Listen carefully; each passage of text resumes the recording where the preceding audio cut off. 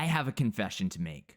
I put out a lot of video content talking about the importance of public speaking and why you should really practice it, and even consider joining a club like Toastmasters so that you get in regular repetitions and routines and that public speaking becomes increasingly familiar. But for all of my talk about how important Toastmasters is, I personally haven't been to a meeting for 2 months.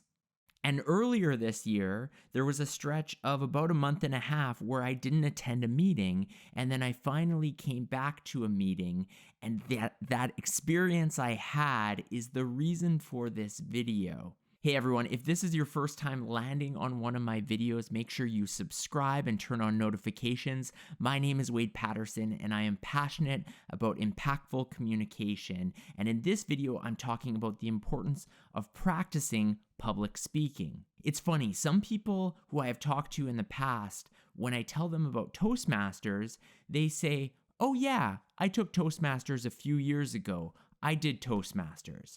As if it's something that they're now finished with. In my mind, this explanation is almost like somebody saying, "Oh, I don't work out anymore. I did that 5 years ago. I used to go to the gym for a couple months, therefore I've done it."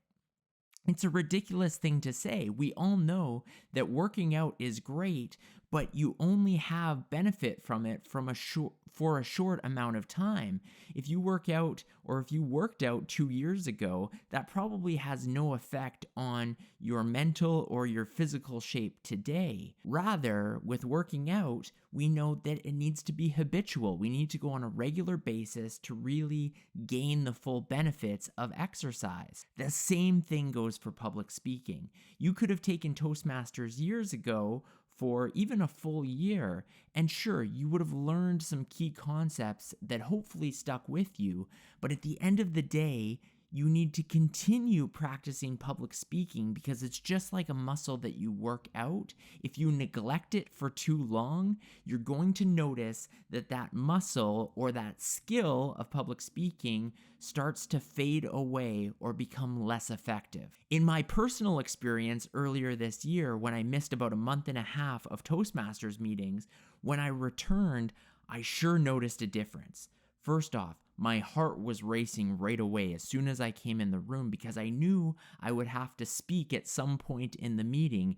Even though I hadn't signed up for a role, I knew that I was going to be called on when it came to table topics. And that was the case. They called my name, I came in front of the room, I began to speak, and I did a horrible job. I'll be honest, it was not good because I was so nervous and I hadn't gotten into the routine. It had been a month and a half, and some of those skills had worn away.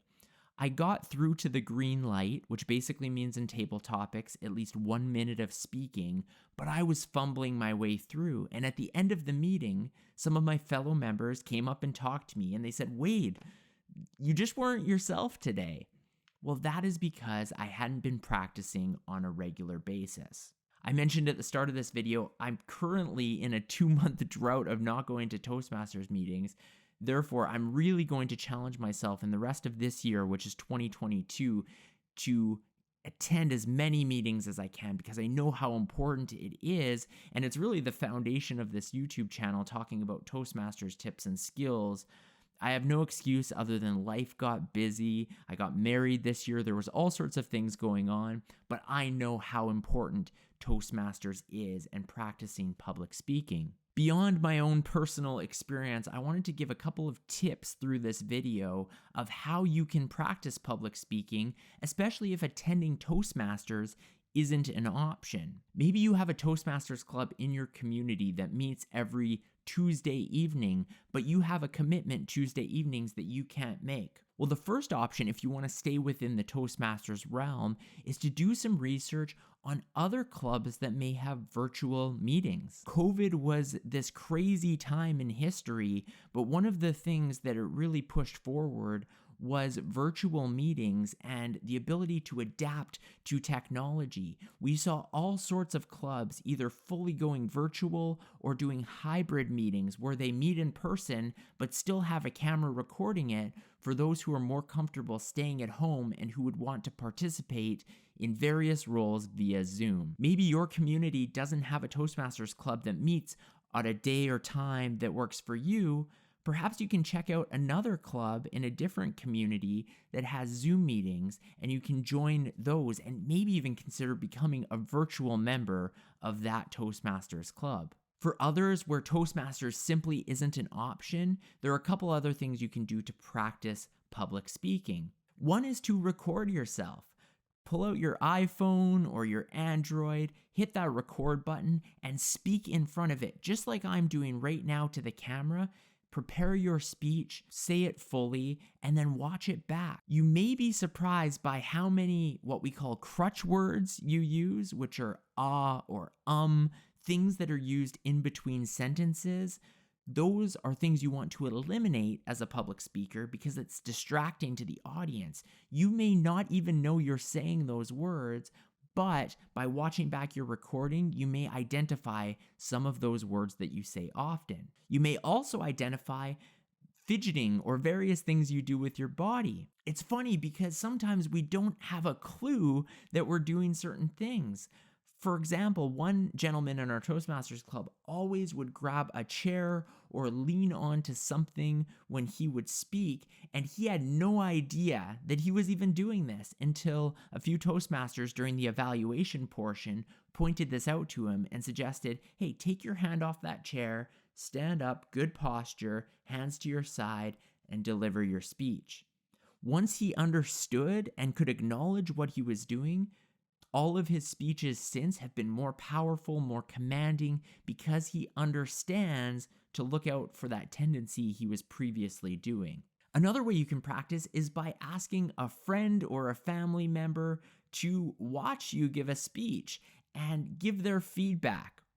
Now, keep in mind, if it's a good friend or family member, they may not want to give you constructive criticism. They may just say, oh, it's amazing. So you want to pick somebody who is actually going to give you real feedback so that you can improve upon your speaking skills. A final tip I'll give is to always have a speech or an idea for a speech in your back pocket. There's all of these opportunities in life where we may have a chance to give a public speech, such as a wedding. That is probably one of the most common opportunities we get to give a speech. Being in the wedding party, maybe you're the parents of the bride and the groom, maybe you're the bride or the groom. Whatever that situation, there may be a public speaking opportunity. Another common instance is through work or through your job. Maybe you have to deliver a presentation. One tip that is something I try to always do is be thinking about the next speech. That may sound weird if you don't have any event coming up where you may have to give a speech, but always have an idea in your head. Maybe you have a friend who is close to getting married.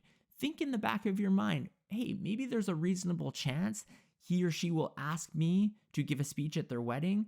I'm going to start thinking now about what my future speech is going to be. Same thing can go for work. You can start thinking in advance, maybe about a presentation you do about how your company can be more innovative, an idea you have. Always have a speech in your back pocket that you're thinking about. This allows you to always have something that you can use to practice with. If you have nothing in life that you can think of as an example, then challenge yourself. What is your hobby or your interest? What is something that you're passionate about? Even if you have no opportunity to give that speech, start building that speech now so that if there is ever an opportunity, you will be not only coherent, but you will be polished. You will be able to deliver that speech with such conviction because you have been working on it, you've been practicing on it, and it also gives you a piece of content that you can constantly work on. I know this video has been a little different than my others where it's typically 3 or 5 or 7 tips specifically how to achieve a certain thing while public speaking. This one, the whole tip is the reminder and the importance to practice. I can't stress this enough. Even people who are very good, very polished public speakers who talk about the fact that they wing it, I would bet you that they practice more than they lead you to believe, or more than you maybe would imagine. People who practice speaking can make it look effortless, can make it look like it's something they just have natural talent for.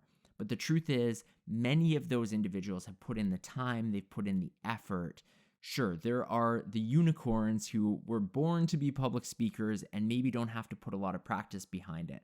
But for the rest of us, me included, I know that you have to put in time, you have to put in practice, and the more you do so, the more effective and impactful of a public speaker you will be. I hope this video was a great reminder to you to practice public speaking. I'd love if you checked out some of my other YouTube videos. I talk about the importance of body language. I break down all sorts of specific Toastmasters roles and how to take those on.